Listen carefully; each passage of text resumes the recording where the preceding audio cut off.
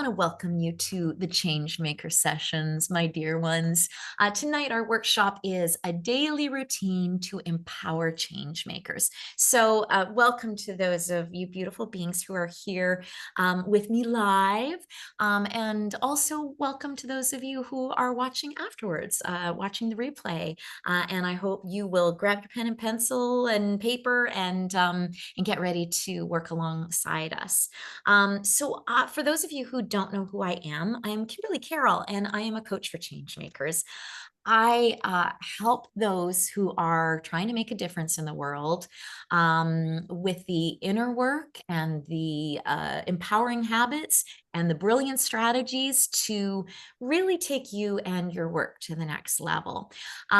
So I'm seeing a lovely mix of folks here tonight from different realms of change making, some community organizers. I'm seeing environmental advocates here, animal rights folks, a couple of social entrepreneurs, mental health advocate. I know we've got some racial justice peeps in the crowd. So this is wonderful. I really love having this mix of people. We are all doing work that is so important in the healing of our aching world. So it's really great to have you all here.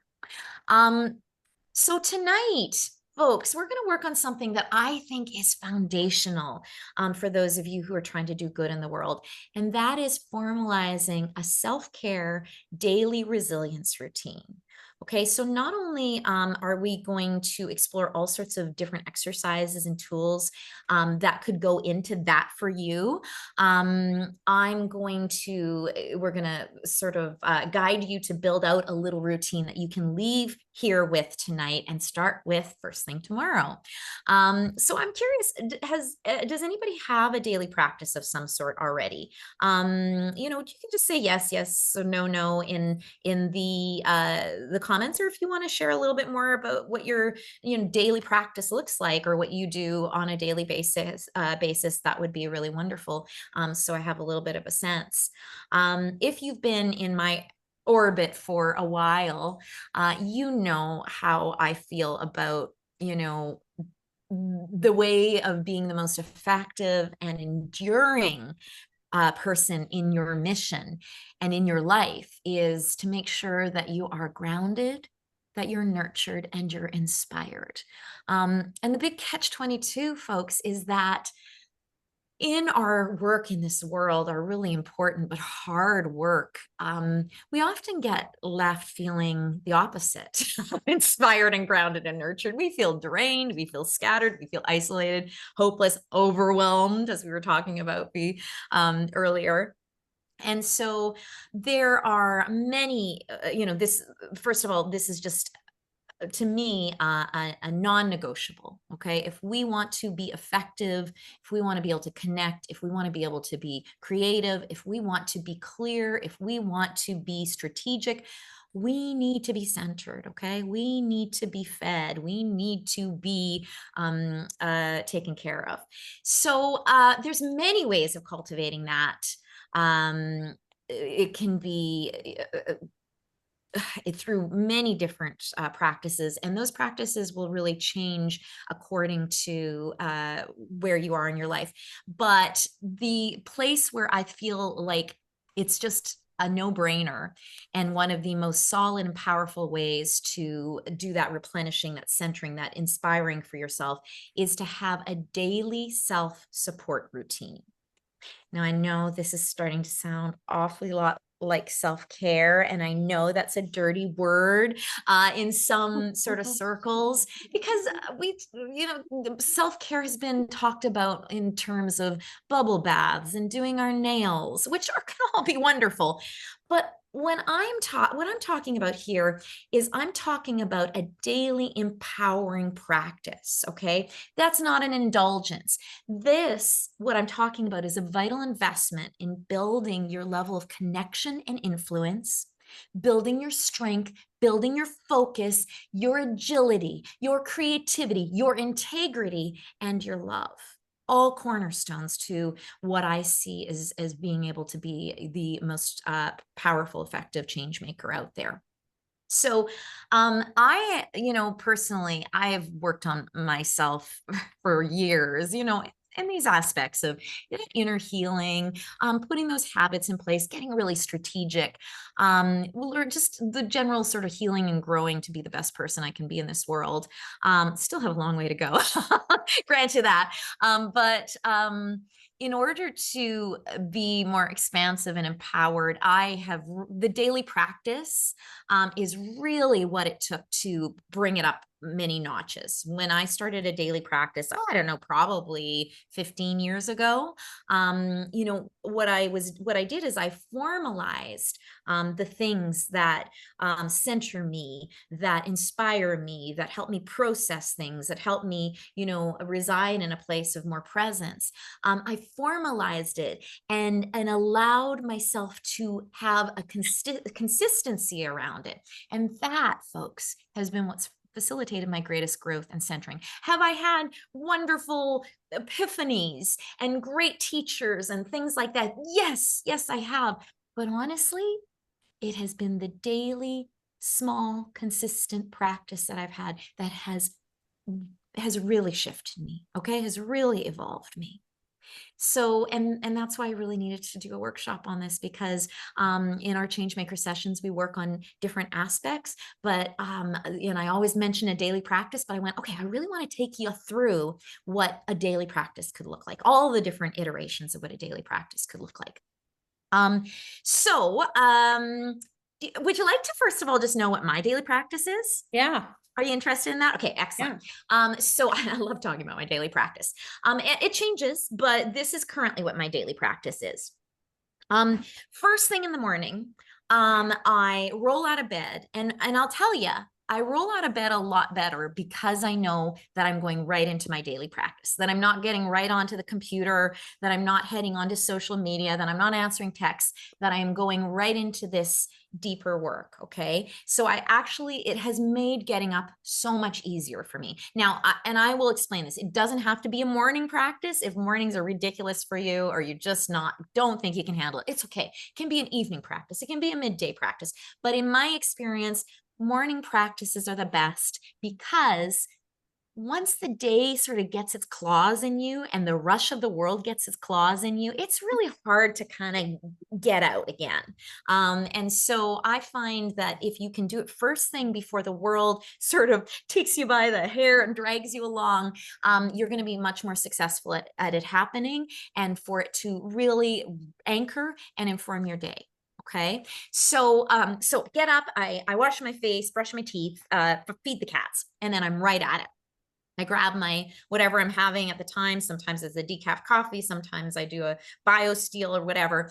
And I find a really nice space. I sort of alternate between different spaces depending on how I feel. But I know my partner knows that when I'm doing my practice, not allowed to talk to me. Okay. It's like a little retreat, a little mini retreat. And I start off because I like to have a little coffee before I do my meditation. So I start off actually listening or reading something that makes me feel inspired. Okay. Something that grows me, not a novel, even though that's great. That can be a wonderful thing. But not for this. I read something of an author or listen to a teacher that I like that is heart opening. Okay. Heart and mind opening. For me, a lot of times that's Tara Brach. A lot of people have heard me talk about Tara. Love Tara. I've worked with her. I've gotten to work with her myself, and she's got endless talks online. So if anybody's interested, tarabrach.com, or she's got a app. So a podcast, so you can just open it up on your phone and listen. And I just listen for 15 minutes or read for 15 minutes, whatever I'm doing. But that just allows me to let somebody else take care of me for a bit. They don't know they're taking care of Tara doesn't know she's taking care of me every day, but she is. And it could be me. Like, you could listen to past Changemaker sessions. You could listen to 15 minutes at a time if you want it. Or there's another teacher, or there's a book that you just felt really drawn to. And it doesn't have to be long, but just something to get into another place. And again, this isn't necessarily going to be right for you, and it's not going to be the right order for you, but I'm telling you what works for me. Then I go into meditation. I usually do about a 15, 20 minute, anywhere to 15 to 30-minute meditation, depending on the day. And that's the thing, folks. Your daily practice doesn't have to be set in stone as far as the length goes. It should be set in stone as a practice that you do it every day, but it can get truncated depending on the day. Okay. Like if you've got just a stupid day like I had today, you're going to truncate it. Okay. You're going to have 5 minutes of reading. You're going to have 5 minutes of meditation, but you're still going to do it. Okay. You're still going to show up and say, I am here, and life isn't just about hustle. Okay. This life isn't just about producing. The next thing I do a meditation, and I'll tell you a little secret. I do my meditation actually on a surface that I can lie back off of. Like I can actually if I'm on the edge of if I'm on the bed, I go on the edge so that I can actually lie back with my arms out and I can get a stretch, because I don't know about all of you, but on your computer all day, you're doing this. And it's really recommended, that we do those sort of stretches and that we do inversions in our lives. So we're all upside, we spend a bit of upside down time. So I really feed two birds with one stone, scone with that.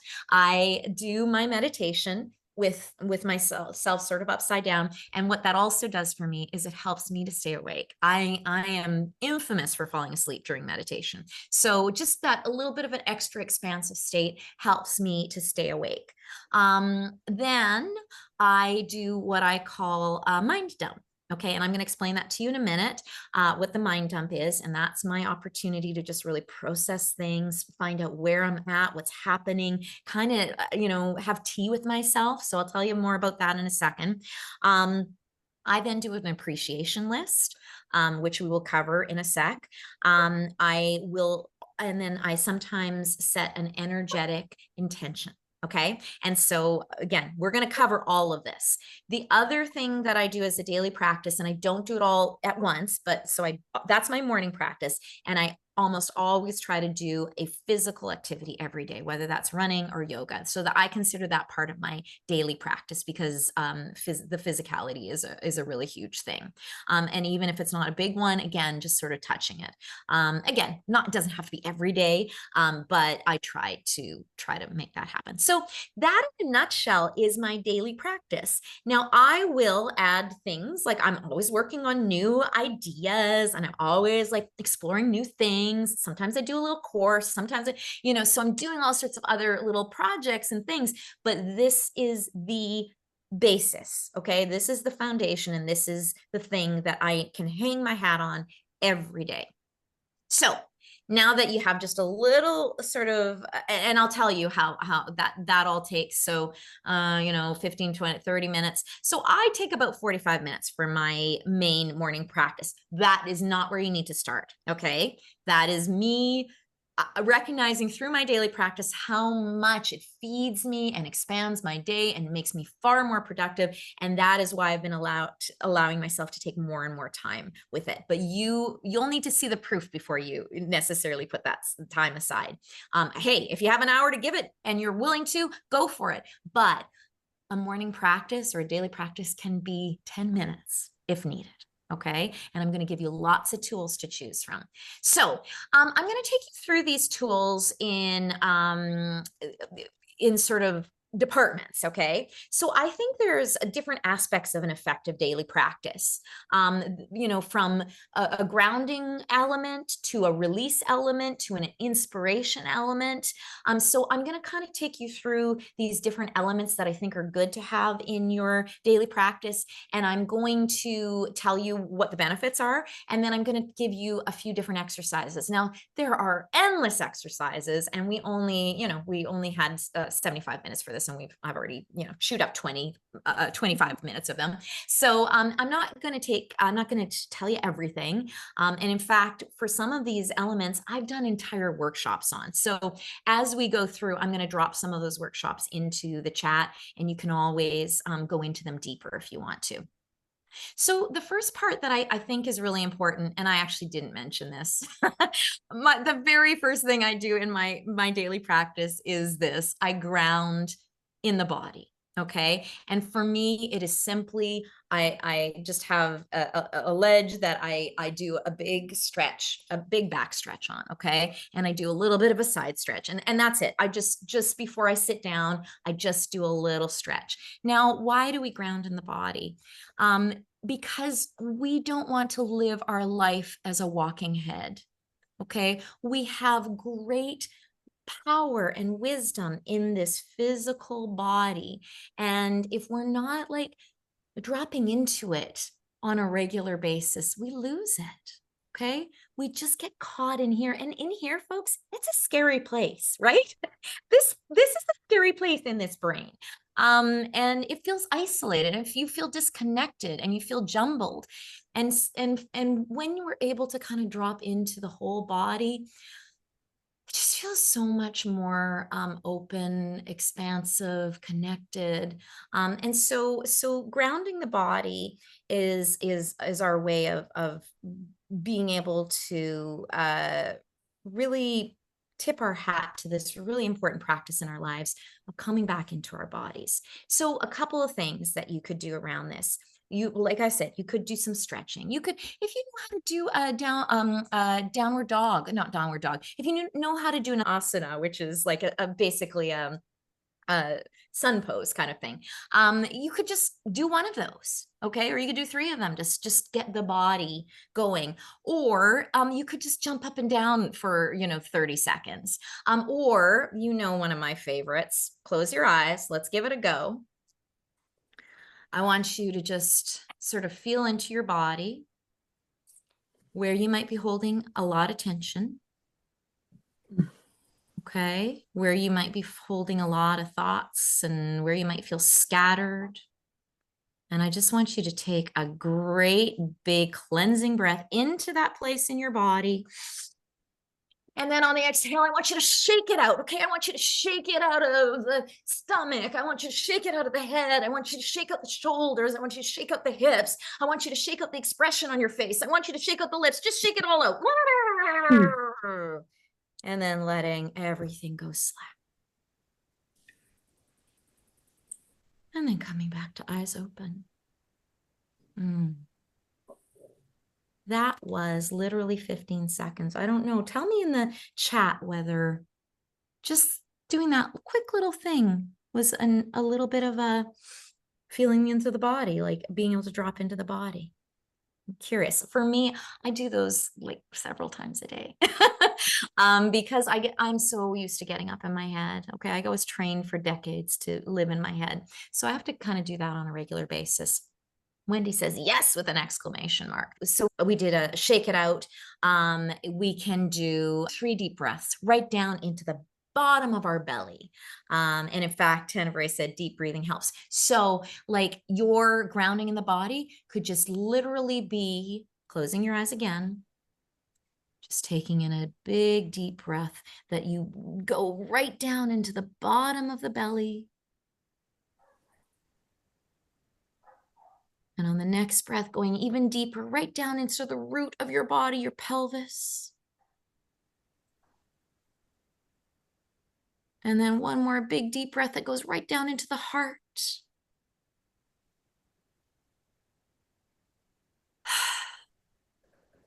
And coming back to eyes open. So that's a way of turning breath work into body work. All right.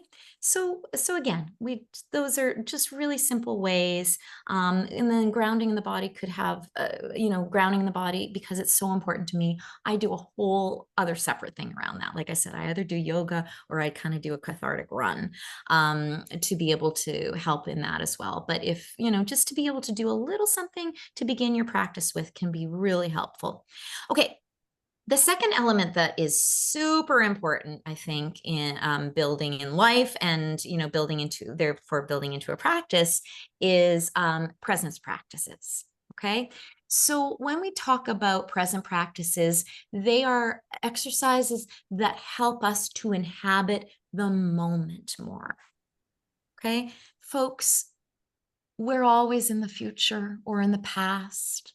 And this precious moment is really all we have. Okay, this precious moment is where all the juice is, and yet we're everywhere else but it. And so presence practices are about bringing us back home to right here, right now. Okay. And of course, in our lives and as change makers, we need to think ahead and we need to strategize and we need to analyze, but we also need to come back to this precious moment. Okay. And what this does, so what presence practice does is it builds focus. It allows you to not be so scattered. It gets you out of living in autopilot. Okay. The last thing any of us want to do is get to the end of our lives and realize that we were in autopilot for the whole time, right? That scared the bejesus out of me. I don't know, 25 years when I first had that thought. Oh my God, what if I get to the end of my life and realize I wasn't here for any of it? That's what started me on my journey. Okay. So the best the best for presence sort of practices are the more meditative exercises. Okay. And there are so many forms of meditation using your breath. So focusing on your breath, it can be focusing on your senses, the five senses. It can be using a mantra. It can be a loving kindness meditation. It can be a walking meditation, a sitting meditation, a lying back on the bed like I do meditation. It can be guided. It can be not. We don't have time to sort of try out all these, but we have done this before in a Changemaker session. And in fact, I am going to put it into the chat right now. I did a session called Meditation for Changemakers, and it will take you through all not all, but a lot of different options. Okay, so if you're like you've always heard about meditation, but you're like I don't even know where to start, this could be a really great primer for you. The other tool that I want to give you is I also have a page on my website that just has some simple meditations that you can listen to. You can press play on every morning and you can listen to one. I'll be adding more as we go. And they're like everywhere from I think about 5 minutes to 15-minute meditations. And they all have themes. Okay, they all have, you'll see it's a senses meditation or connecting to the earth meditation, or one for anxiety, or one to be, drop into this moment. So please put that in your back pocket and use it. But also, you don't need to make it so formal. So let's look at some less formal forms of presence practices. You can just do as part of your practice, as you're putting a few exercises together, you can just do the 5 deep breaths. You can go through each of your senses. So let's try this actually. So let's close the eyes. I just call this the 5 senses check-in. So just taking a deep breath in. And I want you to now just tune into the sounds in your environment. In fact, choosing one sound to tune into.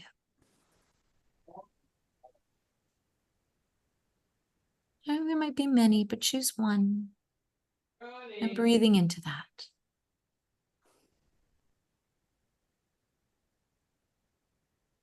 Now, I want you to feel something that is in your vicinity. It might be your own clothing. It might be the surface of your desk. It might be your skin.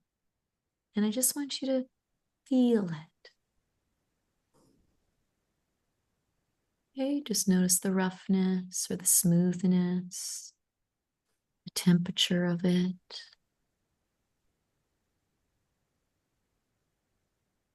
Letting that go. And now just seeing if you can pick up on a sound in your environment. I'm sorry, not a sound, a smell. Seeing if you can pick up on a smell in your environment. And it doesn't matter if it's a classically pleasant or unpleasant smell. It's senses, it's energy, it's life. So just really breathe into that and really try to be with it for a sec. And now just tuning into your sense of taste and just noticing if you taste anything. So maybe you just had a sip of something that you're tasting, or you ate something earlier. Or maybe it's just sort of the taste of your own tongue. And last of all, just opening your eyes, not to the screen, but to something in the room, maybe just right in front of you or downcast from you. And I just want you to focus on that one visual for a second, that one object, and just notice the color, the reflection, the shape.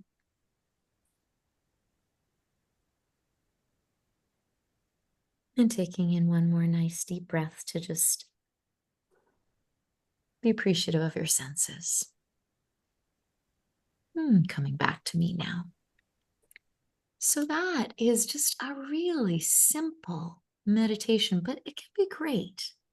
And it's also really neat to do that as a daily practice, to kind of go, if the first time you did it, you're like all over the place and you keep getting distracted, to just kind of go, oh, as the days go on, am I tuning in more? And am I enjoying it more? Am I sort of sinking into it a little bit more? So that's an example of just a really simple, short meditation that you don't need anybody or anything else for. Another presence practice is just a conscious walk outside. So, I mean, hey, the more nature there is, the better. But even if it's just around the block, okay, just not a little 5-minute walk to take a call or listen to a podcast, but to just be there, feeling, how your feet hit the ground, feeling the air against your skin, hearing the sounds, seeing who's out there and what's happening. Okay, that is a way of building presence as well. So, yeah, so I just wanted to give you a few ideas about presence. I think I loaded you in on some options, but I think presence is a really important piece of a daily practice. The next one I want to go on to is, and just so you know, there's about 25 elements. No, I'm just kidding. I've got 5 elements that I'm going to share with you today. Did I just lose anybody? No. Sorry, my bad sense of humor. Can't help it. All right. So my third element that I want to talk about as far as a daily part of a daily practice is the exploration and processing element. Okay.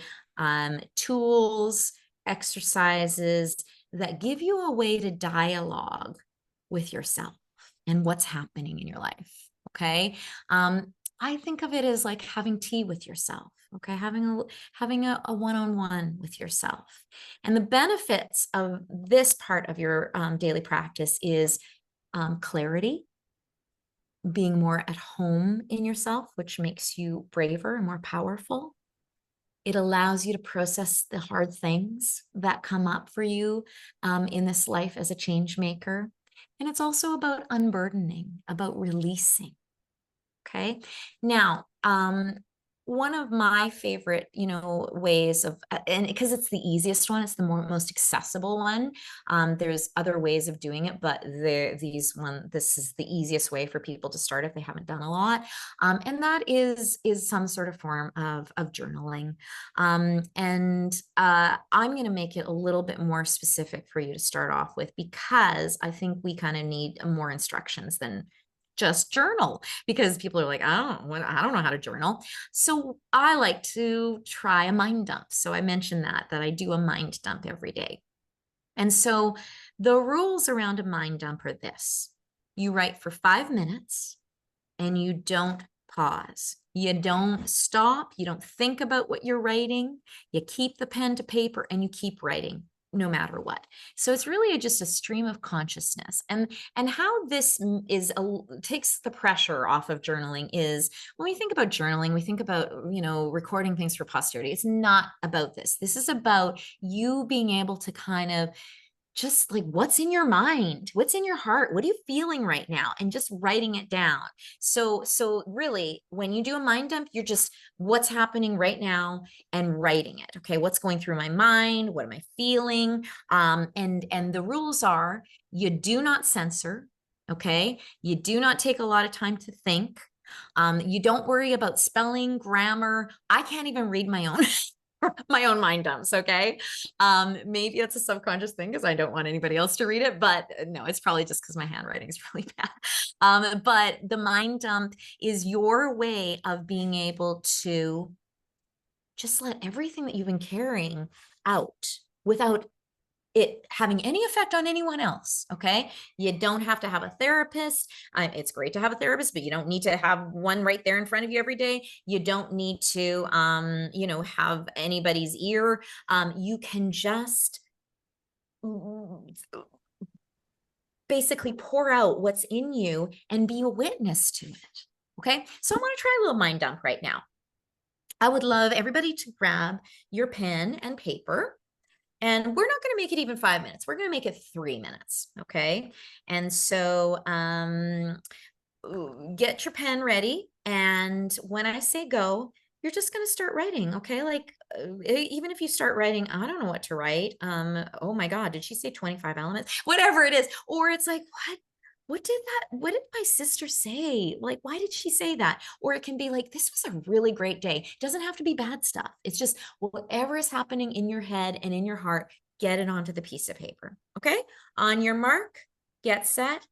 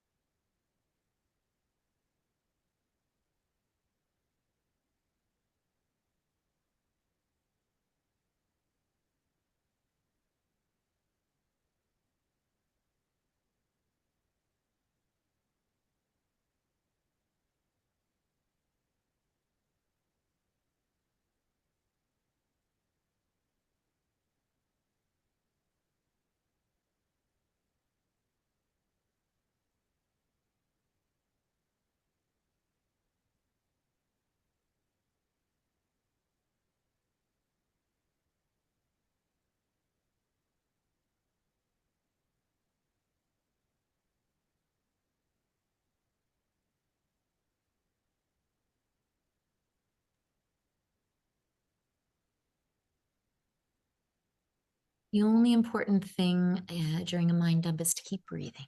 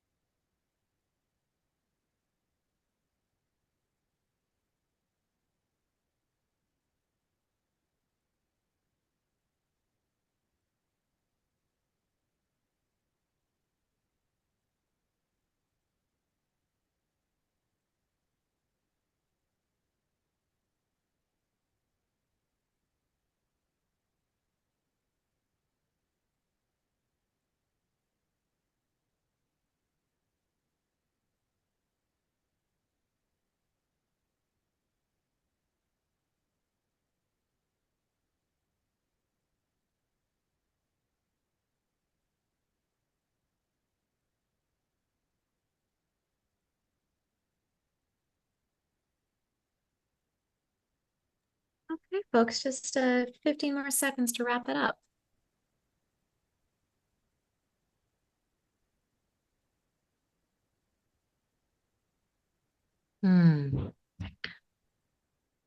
Okay, when you put down the pen, just taking in a deep breath.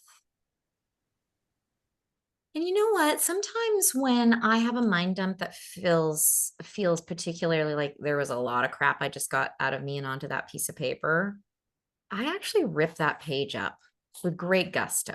Like I actually make a meal of it. Like I actually get and I rip it up and I throw it away. And so that's also an option. I don't, now it's in my journal and I don't necessarily, but if it's yeah, if there was a lot of stuff that came out of that and I just need a release, that's a way to do it. Rip the shit out of it. So that can be fun. So you're welcome to do that right now if you feel like you want to do it. But I am curious in the chat, just if anything came up for you, like whether you're like, oh, yeah, something like, if you're like, oh, something actually came up that I wasn't aware of before I did that, or did it feel good to just kind of listen to yourself for a minute? Did it feel at all good to release? Or, if you have any questions about the mind dump, I would love to hear them as well in the chat. So yeah, so share. Now I want to acknowledge, oh, so first of all, I was going to just say, I keep saying pen and paper.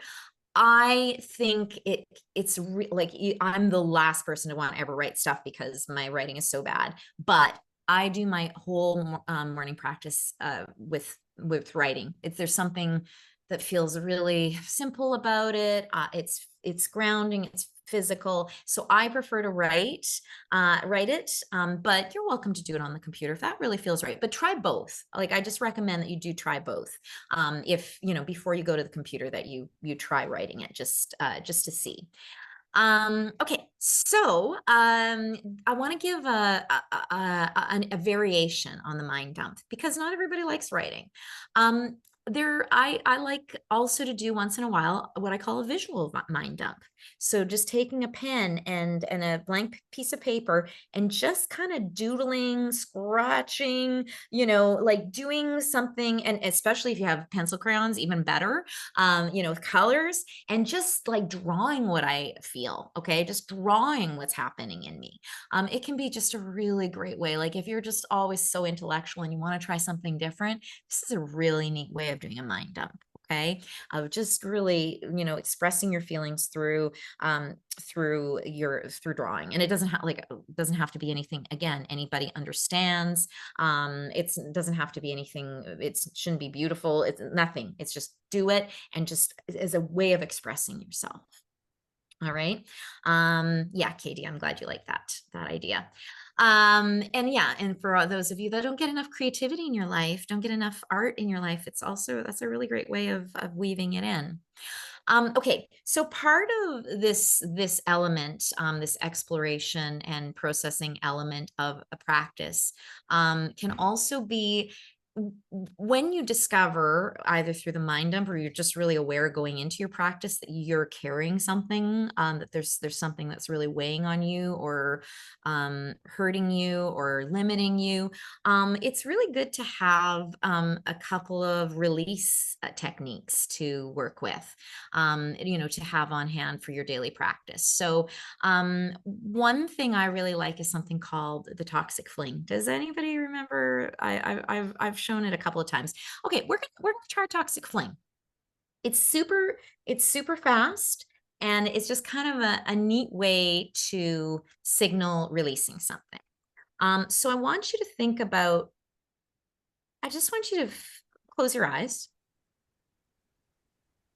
and I want you to feel in your body where you might be holding something that doesn't feel great. Whether that is just disappointment, whether it's grief, whether it's confusion, whether it's guilt, whether it's impatience. Just notice where in your body, and you don't even have to define what it is. It may just feel icky. And I want you to notice where that is. Is it in your head? Is it in your throat? Maybe it's in your heart. Maybe it's in your stomach. Maybe it's in your belly. Maybe it's in your back, your third eye. And what I want you to do is I want you to bring your hands to that place in your body right now, okay? Bring your hands there. And first of all, I just want you to sort of massage that place a little bit just to loosen it up because that has gotten really caught in there. So I just want you to sort of loosen this place by massaging it a little bit. And then I want you to imagine that in this place, there is like this feeling is like a black gooey cord that's all like coiled up and really set deep into there. And then what I want you to do, and the more that you can mime this, the more you can make this real, the more it actually works, okay? And I want you to grab, like you can grab that cord, that black gooey toxic cord in your body. And I want you to grab the end of it. And then what I want you to do is I want you to start pulling it out, okay? And there's a lot of it. So you're gonna have to pull and you're gonna have to pull and it's resisting and it's stubborn, but you're gonna pull and you're gonna pull and you're gonna pull and you're gonna pull. And when you got it all out, I want you to wind up. I want you to wind up and I want you to throw it as far as you can, okay? Get it out of your body. And then letting everything just go slack, keeping your eyes closed. And then just breathing some really spacious, gentle air into that place in your body.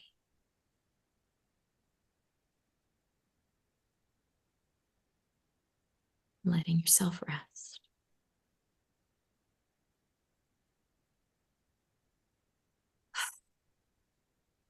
And coming back to eyes open. Now, I know that one can feel a little strange, but I'll tell you this a little bit of the science behind it. So what it is it's actually giving your brain a physical cue, your system a physical cue that you are releasing something, okay? You're releasing an energy, a concept that you've been hanging on to. So this physical movement actually tells the brain, letting go, letting go of the contraction. Okay, so I'd love to hear how that felt. If it felt interesting for anybody, what you experienced, put it into the chat. And again, the toxic fling isn't. You don't just have to save it for a daily practice. You could also do it as needed throughout the day. Okay, this is just a really good release practice, just to let some of the pressure out of your body.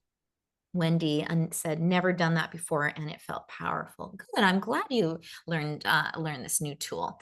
And just taking that idea of, and she said, was holding grief in my low belly. Oh yeah, it's amazing what you can find and how entrenched things get into our bodies, right?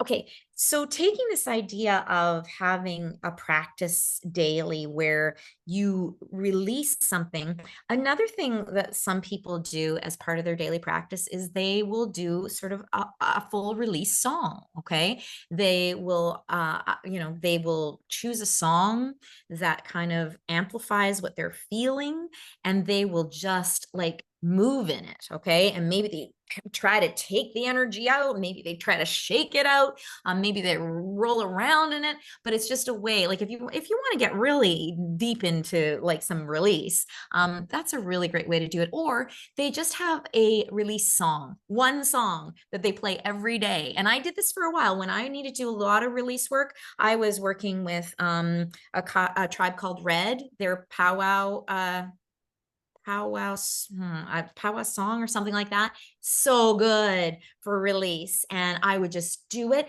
And the whole song would just be about me letting go, taking it out of my body, letting it go, shaking it off. Okay. And so that, again, if you're in a phase of your life where you feel like you need a lot, you're just carrying a lot, you're holding a lot, you're feeling really contracted, you're feeling really angry, or there's a lot of grief or whatever, then this is a piece that you need to put in your daily practice. Okay, some piece of release.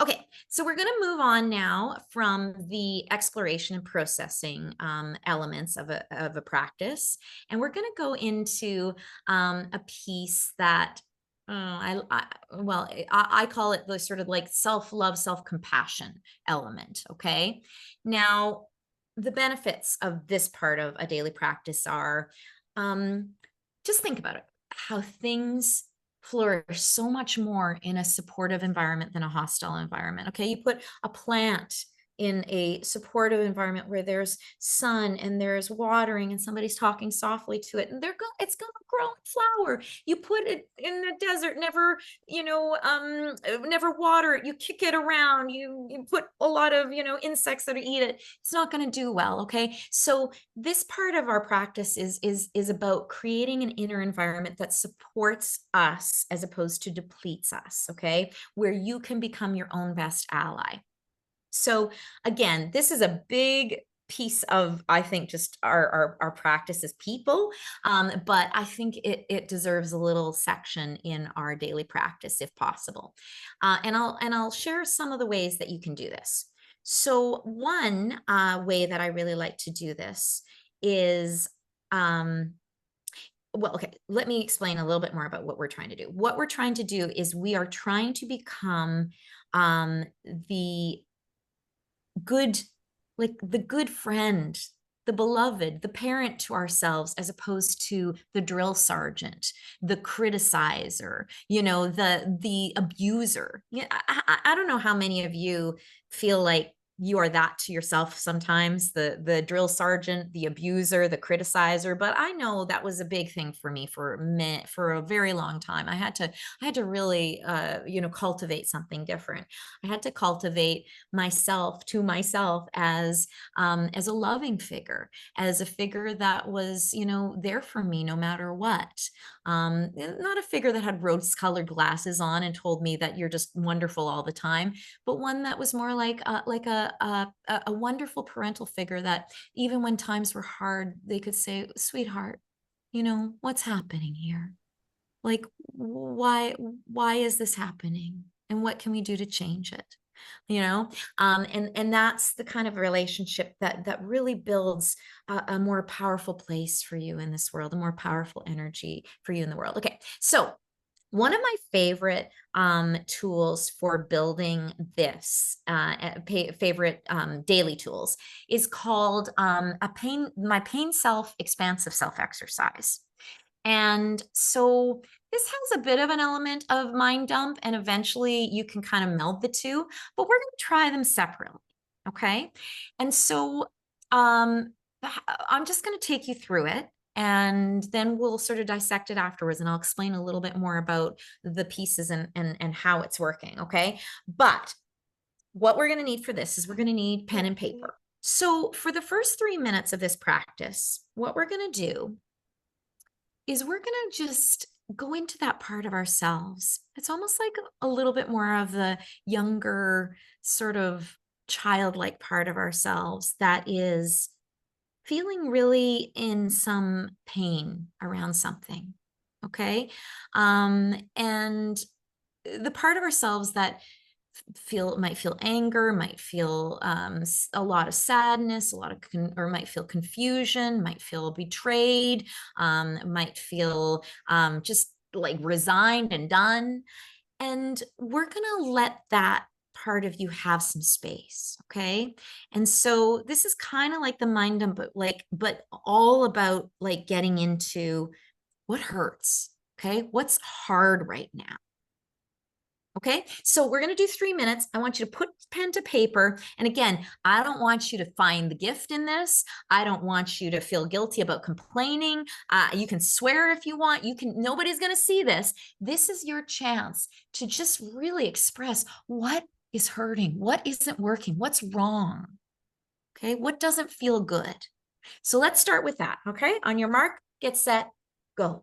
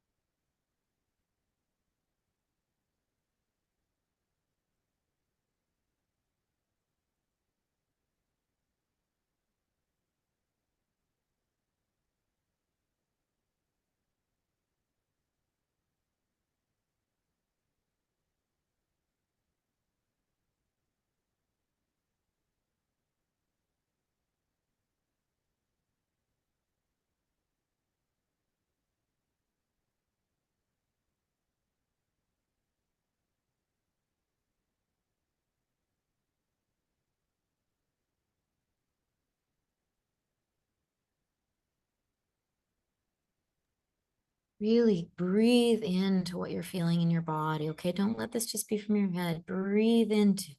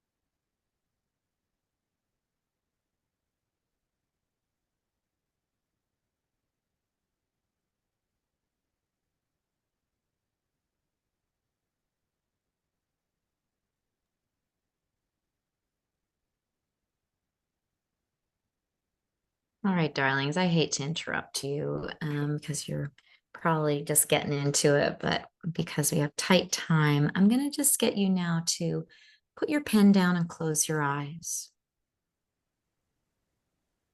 And just really breathe into the feelings that came up through that. And I just want you to have some tenderness for the being that just wrote that. Just all the stuff that they're dealing with, what they've been carrying, what they've been trying to manage. They feel like they've been falling short on what they've been dealing with in the outside world. It's been rubbing up against them. Man, it's a lot. So just feeling some tenderness for that pain, vulnerable being. And then just really deepening and widening your breath and just sort of feeling that wide open sky that's just above you always. Okay. You might even, be able to see it out your window, but knowing that it's right above your roof. Wide open sky, no limit. And then just really feeling your body sort of held to the earth, this big, vibrating, pulsating Mother Earth, always holding you close with the magic of gravity. And I also want you to think about just all of the beautiful beings that have touched your life. Maybe one sort of sticks out for you, somebody who's loved you deeply, generously.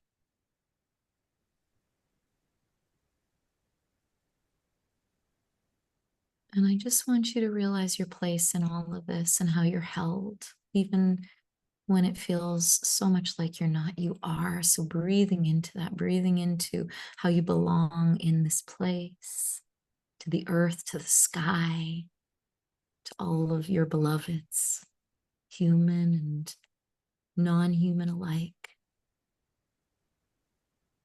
And in that energy now, I want you to pick up that pen and I want you to write back to that hurting being with the spaciousness of the sky and the groundedness, sort of mother parental feeling of the earth with that tenderness that has been shown to you and that you're able to show.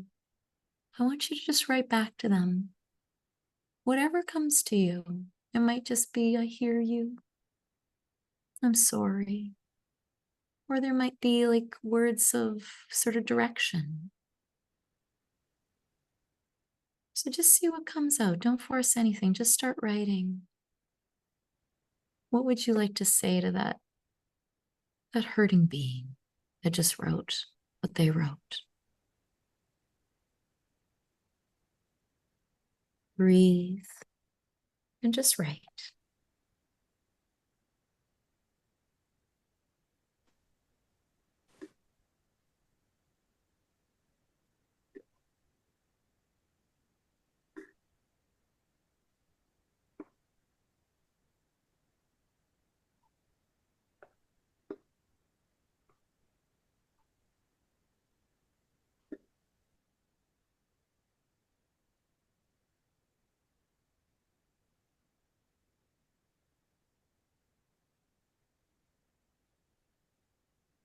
Did that tender pain being, what do they need to hear?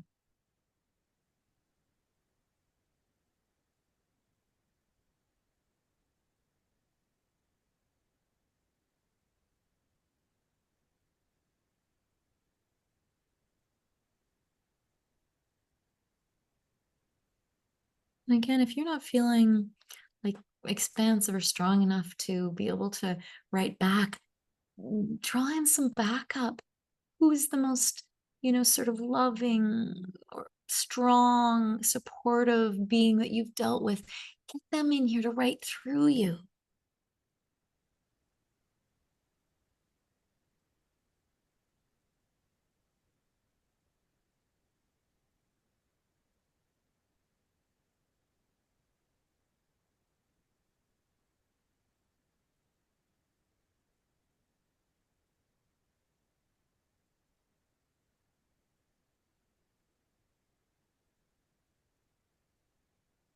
Pull in my energy. I can, how much love I have for you. If I was writing back to you, what would I write?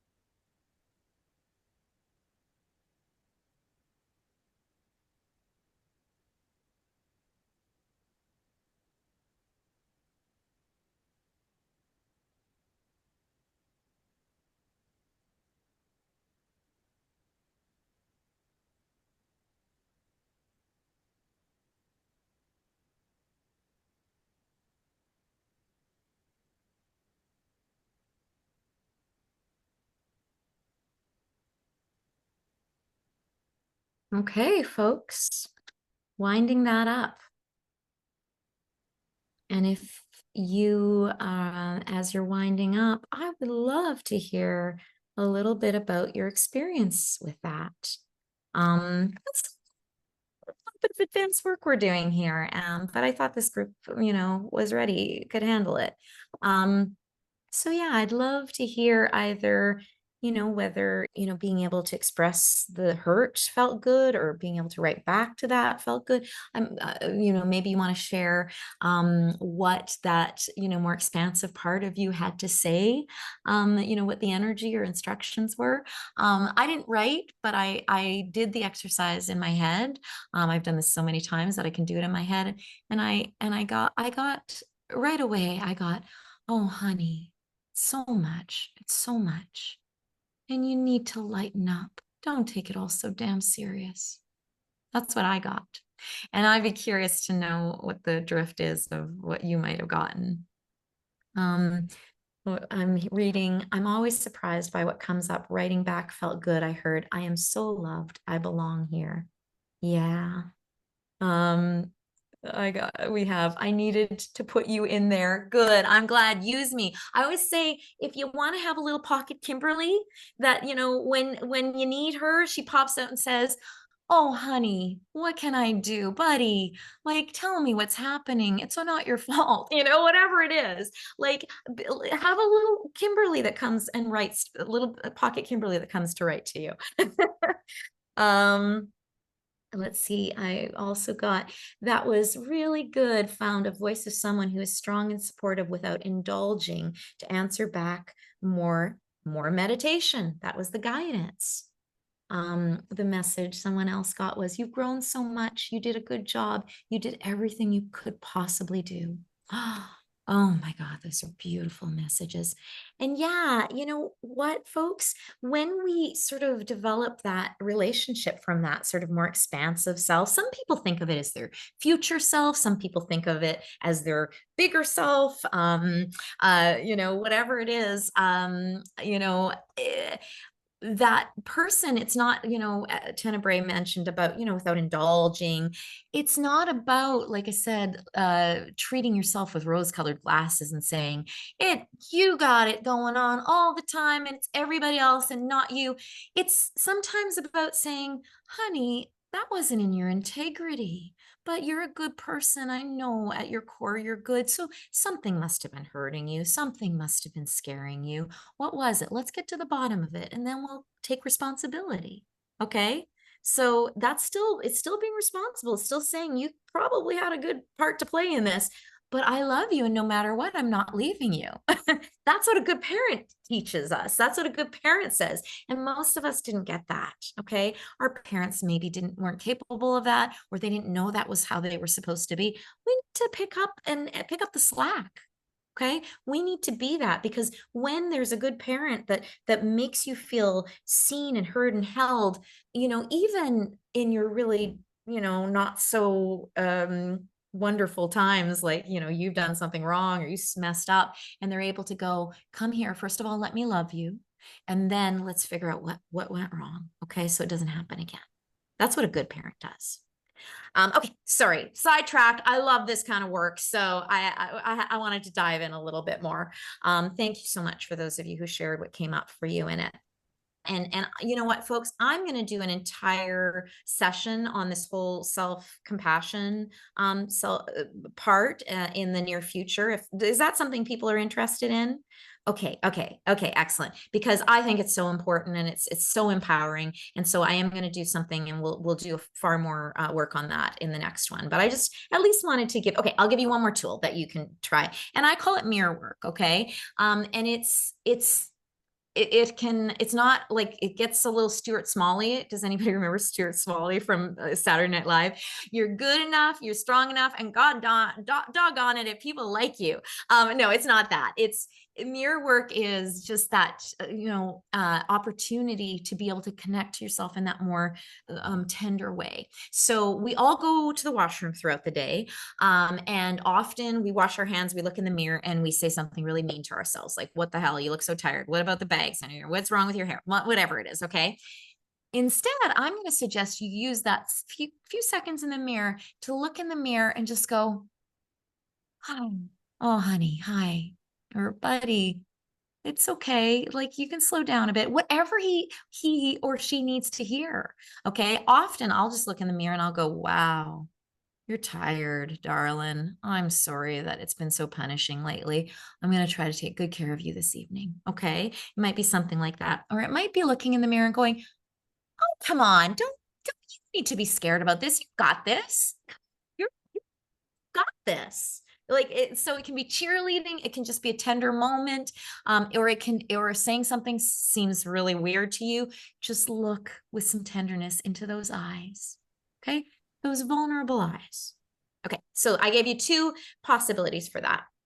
Folks, I know we're going a little over time. Surprise, surprise. I've got one more piece that I want to do. Of course, if you need to drop off, I don't blame you. Love you and so glad you joined us, but stay with me. I've got about 5 more minutes left for you. So, okay. The last element that I think is important to a daily practice is an inspiring element, an inspiration element. Okay. We need fuel for doing what we do. We also need opportunities to spark wider horizons in us. Okay. So the benefits are, creativity, a more open mind, energy. We need all of that. And so I'm going to go through a couple of really sort of bigger possibilities that could be included to do this piece in your daily practice. So the first one is appreciation. I think for change makers, appreciation is so very important because, hear me out, we are constantly focused on what is wrong with the world, what is going, to hell in a handbasket.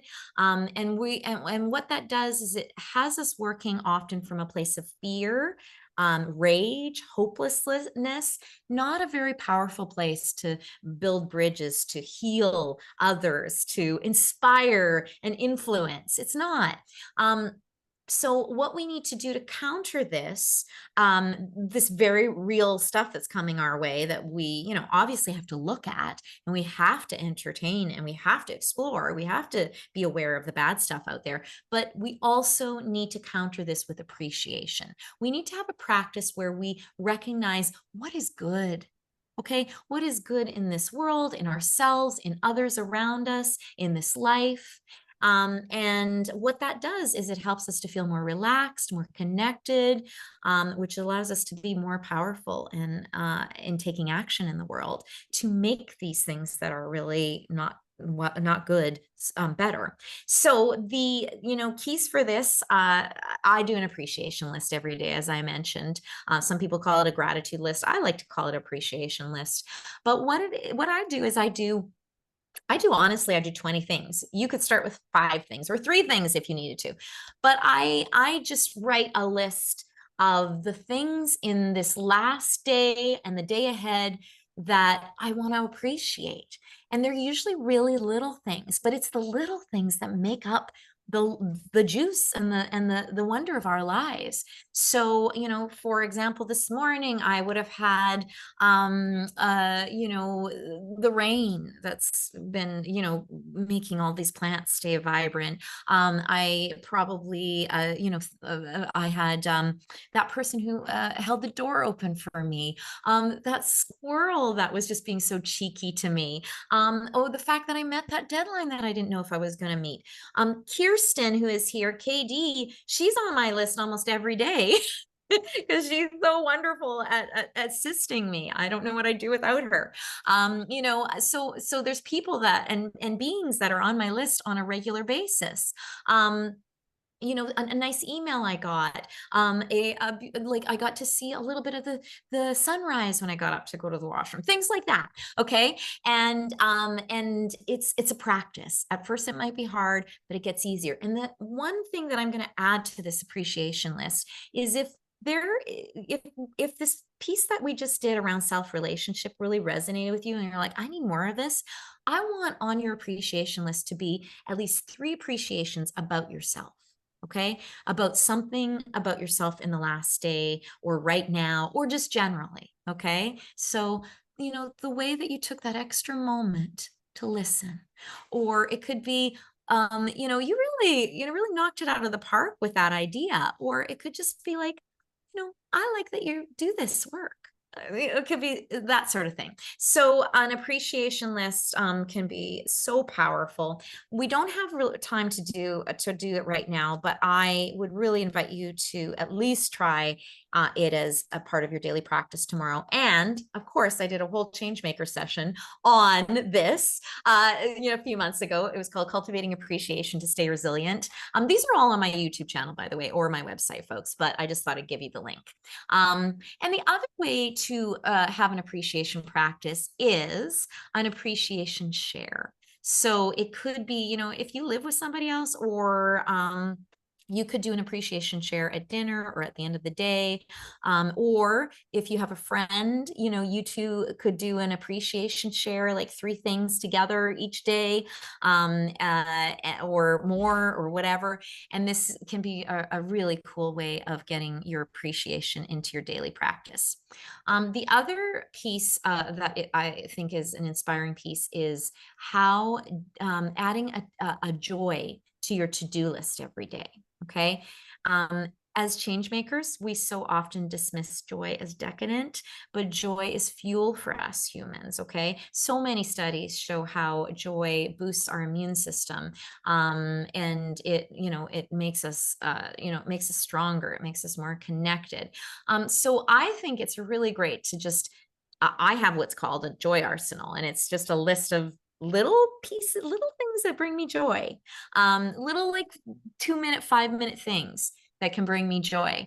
And I think it's really a great daily practice to put on your to-do list, one joy thing. Okay, so that's just an idea around joy.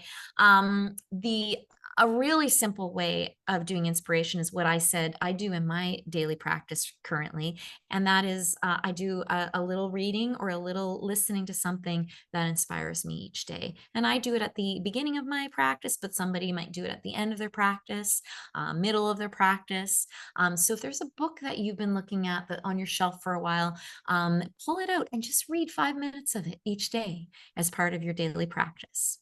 And the very last thing I'm going to say about for inspiration, folks, is connecting to your why. Okay. We as change makers especially need this. We need to remember what it is that's most meaningful to us, that most inspires us to do what we do in life. Okay. So in connecting to your why could just be 30 seconds of thinking about what it is that inspires you to do what you do. And so that might be, if you're an animal advocate, that might be a particular animal or animals. If you're in racial justice, it might be this young kid that you've been able to help in the past, or it might be envisioning those that you can help, that you are helping in the future.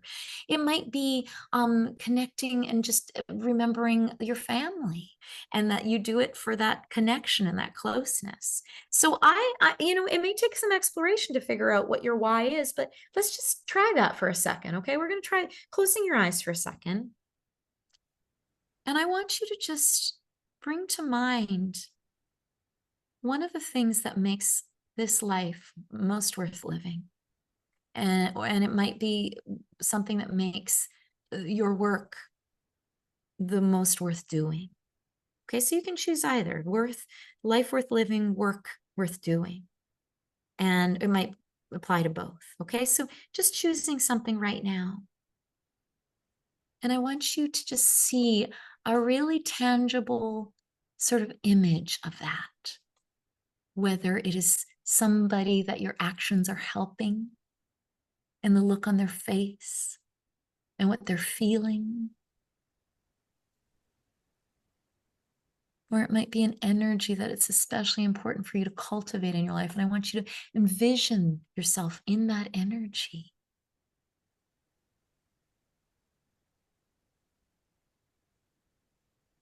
And I want you to breathe into the feeling of that. That's the most important, the feeling of this.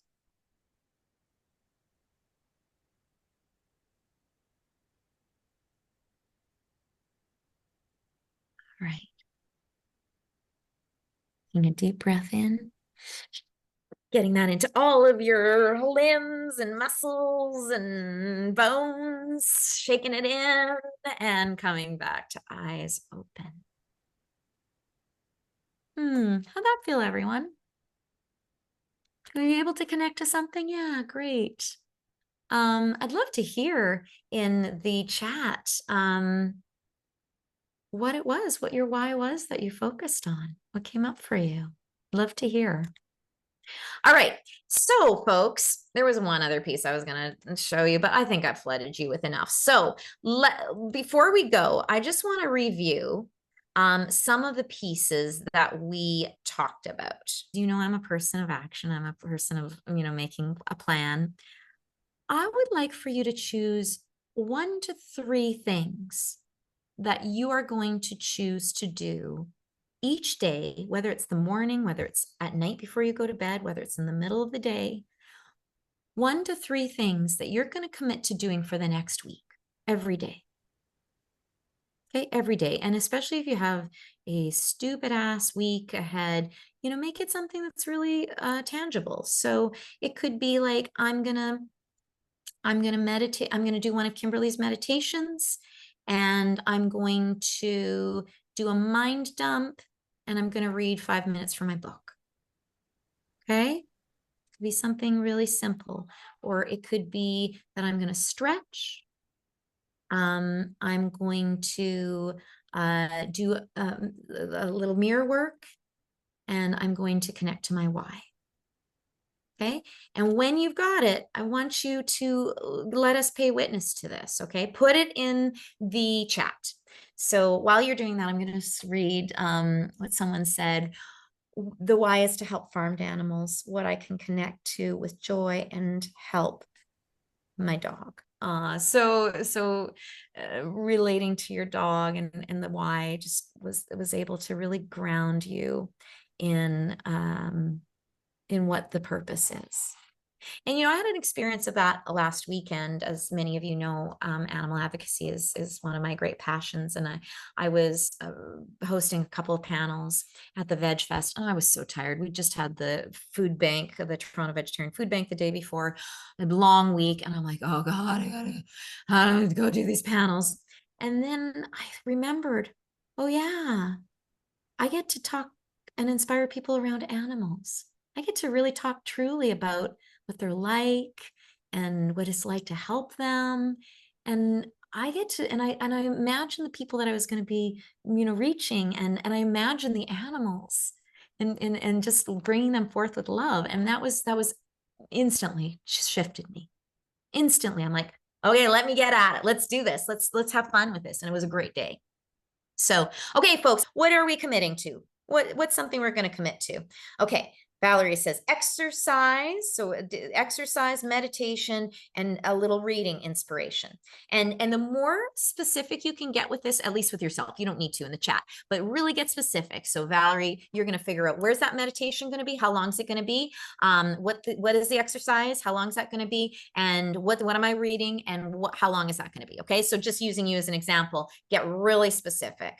Kirsten says, going to try to do meditation, read a bit of a book daily, and appreciation list. Love that. That's perfect for you.